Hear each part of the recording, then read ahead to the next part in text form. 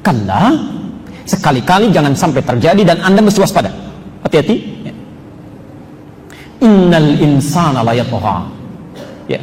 Ada kecenderungan manusia itu bisa bersifat sombong, melampaui batas. Ya, melampaui batas. Pelan-pelan. Nanti kita lihat ya, apa kaitan ayat ini dengan contoh-contoh kita. Melampaui batas. Jadi kata Quran, jangan sampai terjadi ada di antara kita bisa melampaui batas. Dan mesti waspada, jangan sampai melampaui batas. Ya. Jangan sampai melampaui batas. Ya. Nah, sombong adalah salah satu sifat yang muncul ketika seseorang melampaui batas ya, dalam sifatnya. Ya. Melampaui batas dalam sifatnya. Ya. Bagaimana ini bisa terjadi? Seseorang melampaui batas kemudian jadi sombong. Ya. Pelan-pelan. Ayat 7-nya.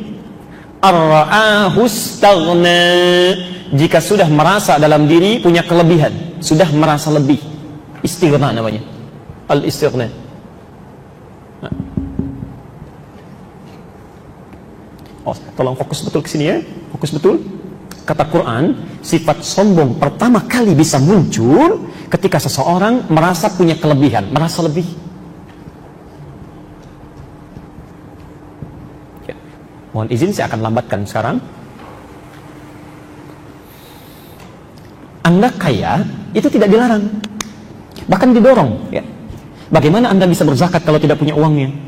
Bisa infak, bisa sedekah kalau tidak ada yang disedekahi. Bisa haji kalau tidak ada biayanya, boleh.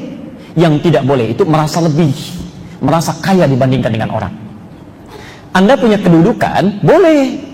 Justru dengan kedudukan itu bisa membuat kebijakan-kebijakan yang baik, punya dampak ibadah. Ya. Ada seorang diangkat menjadi bupati, membuat kebijakan, ya, sholat berjamaah di masjid. Saat waktu sholat berhenti bekerja, sholat dulu misalnya. Begitu bawahannya sholat, dia dapat pahalanya. Ya, Masya Allah. Bisa, Pak, Bu. Tapi yang salah, merasa lebih dengan kedudukannya, sehingga berbuat zalim. Ya, sombong, bisa terjadi. Ya. Punya ilmu, boleh. Yang salah itu merasa lebih dengan ilmunya, yang lain kecil semua. Ya. Yang lain kecil semua, ini yang jadi bahaya ya. Kan saya sering ibaratkan ya, orang sombong itu seperti orang yang naik ke puncak yang tinggi.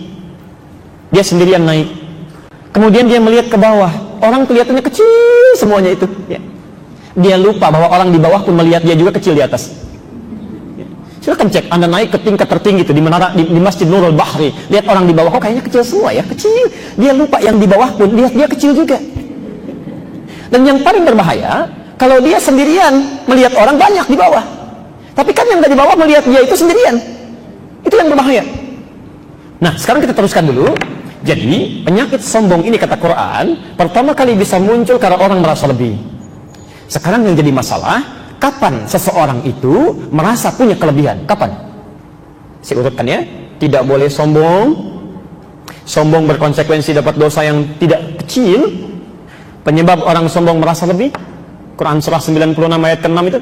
Ya, pelan-pelan. Sekarang pertanyaannya, kapan seseorang bisa merasa lebih? Ya.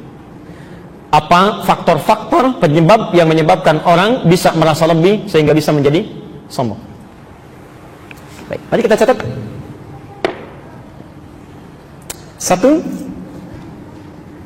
Satu, ziyadatul mali. Ya, penyebab pertama, bertambahnya harta benda. Oh, hati-hati ya.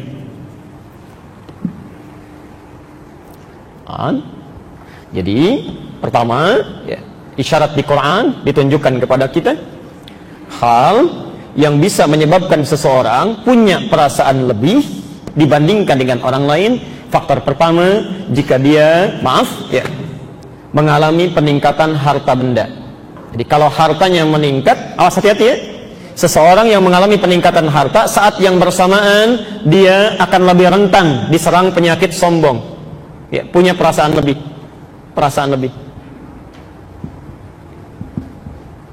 Ya. Dulu saat belum punya mobil, naik angkot, kan tawadhu sifatnya, rendah hati. Begitu turun, membungkuk, begini kan. Mau keluar, sedekah dulu, ini Pak, ini kembaliannya ambil aja. Kan begitu ya? Masya Allah, setelah punya mobil pribadi, punya BMW sendiri, begitu naik langsung angkatnya ke atas kan, tangannya langsung ke saku, jalannya begini kan. Baik, tatapannya sudah beda itu. Ini lain ya. Saya kan sering buat rumus persamaan fisikanya itu kan. F1 sama dengan F2, gaya gerak sama dengan gaya dorong gitu kan. Apa yang didapatkan itu yang keluar. Orang makan tempe dengan orang makan ayam beda gayanya, lain kan. Baik, tapi Anda juga mesti ingat dalam hukum fisika kan, gaya F berbanding lurus dengan hukum Pascal, P tekanan kan. Gaya berbanding lurus dengan tekanan. Semakin banyak gaya, semakin tertekan hidupnya. Itu pasti itu. Coba cek aja, lain ya. Ibu tas biasa bawanya begini, tas agak mahal sudah begini. Sama bapak juga begitu tuh. Ya, macam-macam ini. Ya. Nah, sekarang karena ini penyakit, hati-hati ya. Hartanya bukan penyakit. Yang jadi masalah ketika harta mulai meningkat, ini rentan datang, setan datang membawa ini, membawa perasaan ini. Ya, kamu lain dari kemarin, mesti beda. Tampilan mesti lain. Hati-hati. Maka dari itu, ketika muncul orang mendapatkan peningkatan harta benda, Allah langsung memberikan petunjuk bagaimana caranya harta ini diarahkan pada yang bermanfaat dan terhindar dari penyakit ini.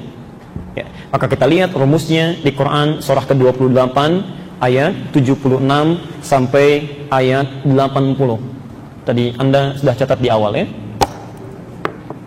Quran surah ke-28 Al-Qasas ya. Ayat 76 sampai ayat 80. Kalau di mushaf standar posisinya paling kiri sebelah bawah dan halaman selanjutnya. Sudah? Oke, baik. Yuk kita ambil contoh orang paling kaya saja ya. Ya. Orang paling kaya yang disebutkan dalam Al-Quran. Kira-kira siapa?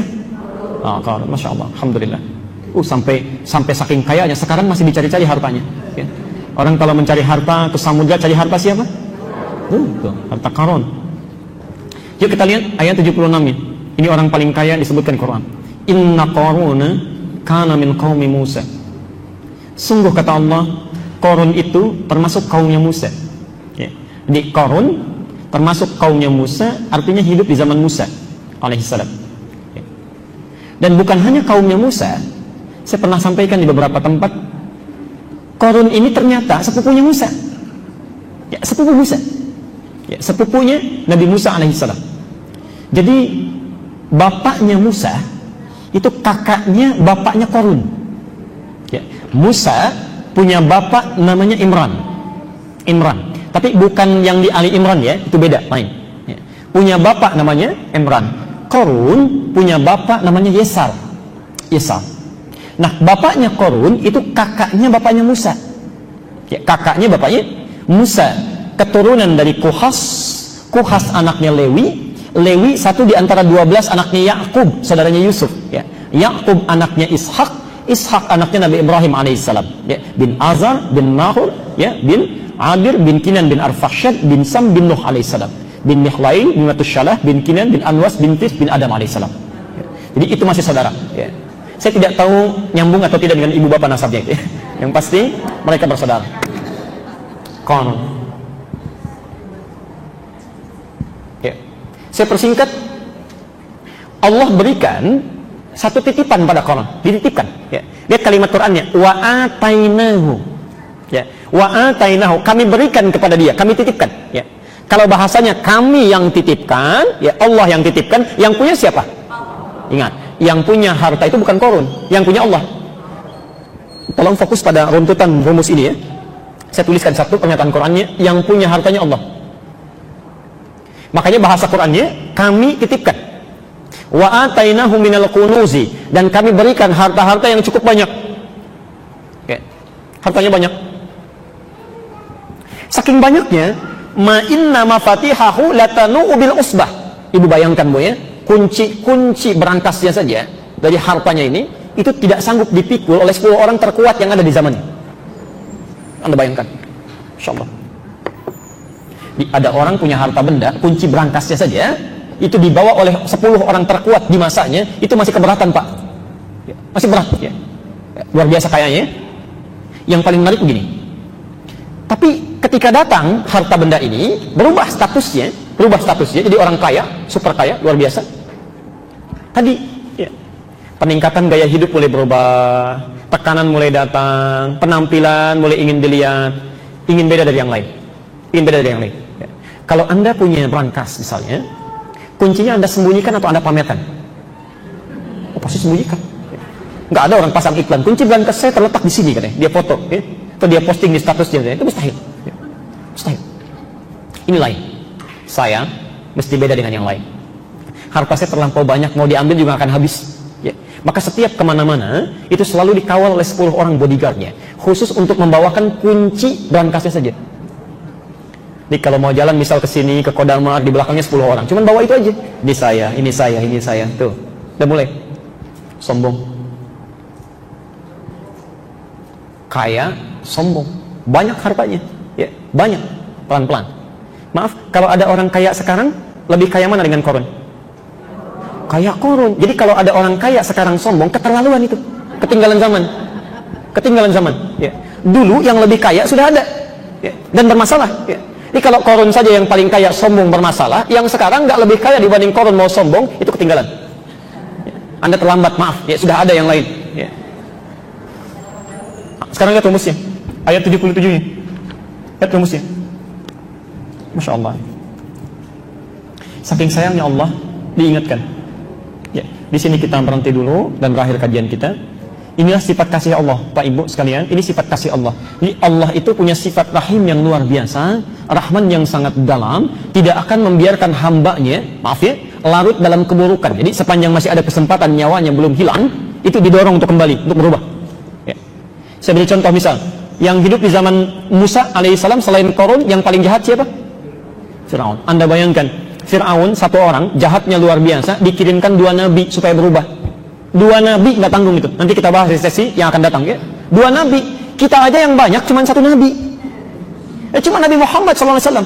Fir'aun yang mengaku Tuhan di surah An-Nazi'at ayat ke-24 itu, Ana Rabbukumul A'la. Saya Tuhan yang paling hebat. Saking sayangnya Allah, jangan kamu salah. Saya kirimkan 2 nabi untuk meluruskan. 2 nabi dan diperintahkan berkata yang lembut. Ya. Di Quran surah 20 Toha itu ayat ke-44 ya. Faqula lahu qawlan layyina. Tolong Anda berdua datang pada Fir'aun dan berkatalah dengan lemah lembut. Ya, sampaikan dengan penuh kasih sayang. Ya. La'allahu yatadzakkar aw yakhsha. Barangkali dengan kelembutan itu dia bisa ingat. Ya. Dia bisa takut. Ya. Termasuk Korun. Saking sayangnya Allah diingatkan dalam lisan kaumnya. Perhatikan kalimatnya. Ini inti bahasan kita. Wabtaghi fima ataakallahu daral akhirah wa la tansa nasibaka minad dunya. Ya. Kalau Anda insya Allah dengan izin Allah mengalami peningkatan harta benda, misal, maka rumus Qur'annya ini langsung kata Allah ya, wabtaghi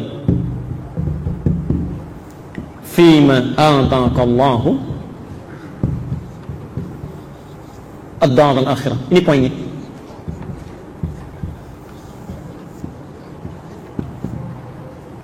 Oke.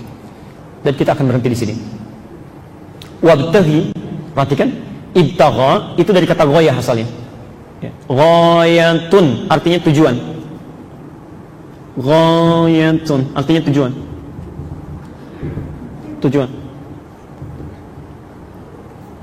Misal Anda umrah atau haji, ya, datang ke Saudi.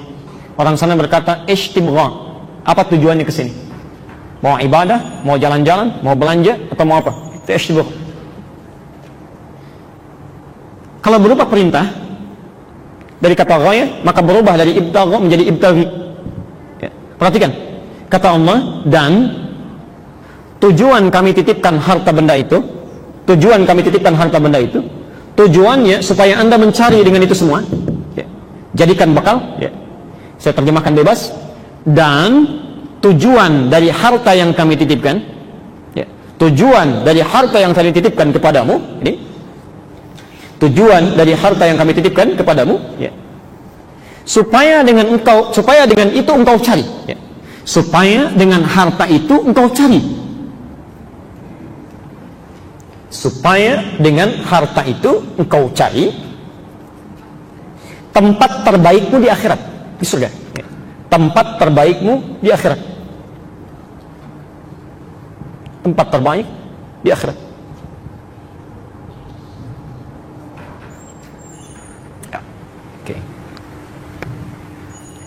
Jadi maksud Quran itu begini, kata Allah, yang punya harta itu bukan kamu, saya.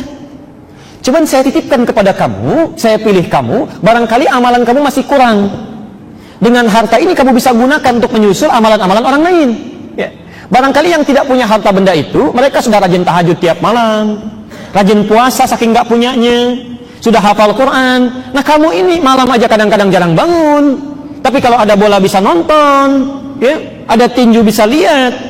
Masya Allah, sholat nggak bisa dilakukan, puasa jarang-jarang, Quran jangankan hafal, baca juga masih belepotan. Kata Allah, ini saya titipkan pada kamu bukan pada yang lain, saking sayangnya kamu kepada engkau, saking sayangnya saya kepada kamu, ya. Ya, saking sayangnya Allah dititipkan harta itu supaya perbanyak dengan itu bekal ibadahnya. Masya Allah, dia bisa sedekah, dia bisa infak, dia gunakan pada yang lain, itu tujuannya. Jadi bukan untuk sombong, ya, bukan untuk pamer, itu salah. Ya. Di saat Allah titipkan kepada anda kendaraan misalnya, barangkali yang nggak punya kendaraan itu sudah siap biasa jalan dengan kakinya, Bu, Pak. Ya. Ada orang ini masjidnya, rumahnya 500 meter, nggak punya kendaraan karena memang kakinya biasa jalan, masih ke masjid juga. Ada orang tinggalnya cuma 100 meter dari masjid, di sampingnya, saking sayangnya Allah, barangkali kalau kamu tidak bisa jalan dengan kakinya, ini saya berikan sepedanya, ini saya berikan motornya. Belum cukup kalau takut alasan hujan juga, ini mobilnya, dari mobil yang biasa sampai mobil yang paling mewah.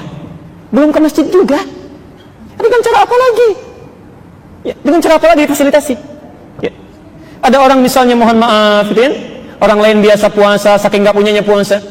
Saya pernah ditanya beberapa Ramadan yang lalu, Ustaz, apa hukumnya kalau ada seseorang puasa terus dia sampai subuh nggak buka? Apa hukumnya, Pak? Orang puasa, Bu, dia maghrib nggak buka sampai subuh tuh, apa hukumnya? Hukumnya, kata saya saat itu, wajib bagi saya memberikan dia makanan. Karena ternyata bukan dia nggak mau makan, nggak punya makanan. Saking nggak punyanya, dia cuma nelan ludah sampai subuhnya. Tapi orang ini saking menjaga harkat martabatnya, tidak mau meminta-minta, ya, dia bertanya dengan sangat elegannya, apa hukumnya orang tidak berbuka sampai subuh? Saya bilang, hukumnya saya memberikan makanan pada anda, wajib bagi saya memberi anda makan. Ya. Saking nggak punyanya, ya. Kadang-kadang kita mesti menggunakan pendekatan dakwah dibandingkan dengan pendekatan fikih. Ya. Coba, Bapak, apa hukumnya seorang laki-laki tetangga masjid ini, tetangga masjid nggak mau ke masjid? Apa hukumnya? Haram, dosa dan sebagainya. Hukumnya ajak dia ke masjid. Ajak. Ya. Ya, tidak harus selalu haram kita kedepankan, ajak dulu ke masjid. Barangkali dititipkan jadi tetangga anda karena cuma anda yang bisa mengajaknya, anda yang membawanya. Tidak Allah titipkan pada yang lain karena cuma kita yang bisa mendoakannya. Ya. Ya, jangan mencelanya. Oh, sibuk mencela tuh tetangga kita mah, ya enggak seperti ayah sudah ke masjid. Ya, doakan dulu. Ya, daripada dicela, didoakan. Ya. Sama dengan begini, maaf ya, anda dititipkan harta benda karena menurut Allah kita yang bisa, bukan orang lain. Ya. Maka agak aneh kayaknya, agak aneh nampaknya ada orang sombong dengan harta titipan, itu aneh. Aneh menurut saya. Ya. Yang punya harta tadi siapa? Masih saya tulis tuh, Allah. Allah titipkan, kita sombong dengan titipannya, itu aneh. Pak, mohon izin nanti saya titip handphone ya. Baik Ustaz, begitu dititipin handphone, jalan gitu. Kayak punya sendiri padahal titipan. Ya. Titipan. Pak, mohon nitip mobil ya. Silahkan Pak, silahkan. Begitu dititip orangnya pergi, foto-foto, ceplik, pasang status. Ya, alhamdulillah, bikin orang penasaran. Mobil baru ya, padahal bukan, titipan. Sampaikan. Ya. Itu keanehan pertama, itu keanehan pertama. Jadi kalau ada orang kaya sombong, hati-hati Bu ya, Pak, informasi saja. Itu orang aneh. Orang aneh, ya. Orang aneh. Satu itu. Yang kedua, maaf, umumnya orang yang dititipi itu tidak mau banyak. Tidak mau banyak. Anda punya rumah, ada tetangga nitip mobil satu, mau nggak? Titip mobil, bersedia tidak dititipi? Satu saja. Baik, sekarang 10 nitip. Tidak. 20. Kenapa tidak mau? Capek, tempatnya nggak ada. Ini yang paling aneh begini. Ada orang minta kepada Allah supaya dititipi banyak-banyak. Ya. Hari ini minta sepeda, Allah kasih, minta lagi. Ya Allah, motor, dititipin lagi. Dikasih motor, minta mobil. Dikasih mobil, minta yang lain lagi. Padahal yang baru dititipkan itu belum digunakan. Pada yang Allah ridai. Ya, pada yang Allah ridai. Ya. Bukan hanya untuk bersepeda, jalan-jalan, kuatkan olahraga, bukan hanya itu. Digunakan untuk yang baiknya, untuk ke masjidnya, untuk taklimnya, macam-macamnya, antarkan anak ke sekolah yang baik, yang mengajarkan sholat, dia baca Qurannya, itu. Ini bukan untuk pamer, salah. Dan biasanya orang kalau ketitipan gak mau banyak, karena titipan itu sifatnya yang ketiga, pasti akan diambil. Akan diambil. Ya. Hati-hati, orang terlalu banyak dititipi, maaf, ketika diambil tidak siap dengan pengambilan itu. Tidak siap. Ya. Bank juga ketitipan banyak dari nasabah, ketika diambil semuanya oleh nasabah, bisa kolaps tuh bank ya. Ya, bisa bingung. Ya. Sama, ketika Anda dapat titipan terlalu banyak, tidak digunakan dengan baik, tidak tahu rumusnya, maaf, terlalu bangga dengan itu, besok saat ditanya oleh Allah, diambil kembali, sulit kita menjawabnya. Ya, sulit. Saya kemarin dari Auckland ke New Zealand saja, itu Masya Allah, di bandaranya beda itu sekelilingnya. Ya, Bapak Ibu mungkin pernah ke sana juga ya. Ada banyak hal yang tidak berlaku di sini, di sana berlaku. Ada banyak hal yang berlaku di sini, di sana tidak berlaku. Sebaliknya, ya, dibatasi, Masya Allah. Makanan nggak boleh masuk, sepatu kotor nggak boleh masuk, harus bersih dulu. Kalau hukum dunia saja punya screeningnya khusus, apalagi hukum akhirat. Ini yang nggak boleh masuk, ini harus keluar. Ini yang bisa diterima, ini yang tidak. Maka dari sekian mobil yang ada itu, sekian motor yang dititipkan, berapa yang sudah bisa mendapatkan persetujuan Allah, berapa yang belum mendapatkan ridhonya Allah Subhanahu Wa Taala. Karena itu saya akhiri, maaf, bila Anda diberikan titipan oleh Allah Subhanahu Wa Taala dengan penambahan seperti tadi, maka hakikatnya itu titipan Allah supaya digunakan untuk memperbanyak ibadah. Ya. Maka jangan menjadi orang aneh, siapkan itu sebagai bekal-bekal kebaikan, dan semoga Allah bisa memberikan kemuliaan kepada kita semuanya. Ya. Tidak cukup dengan amin ya, kita praktekkan dulu itu. Praktekkan, tempatkan, gunakan, dan minimal seperti tukang parkir ya. Baik. Tahu tukang parkir? Masya Allah, dia tukang parkir itu begitu luar biasa. Rumus hidupnya senang itu ya. Ada mobil masuk 1 sampai 10 juga, tenang aja, senyum. Begitu mobil keluar, silahkan, prit, jalan. Nggak pernah kecewa tuh. Ya. Ada BMW lewat pergi, sedih misalnya, nggak ada. Ya. Jadi kalau hidup Anda seperti itu enak tuh, ya, nyaman. Baik, saya kira Bapak Ibu sekalian kita cukupkan dulu materi kita.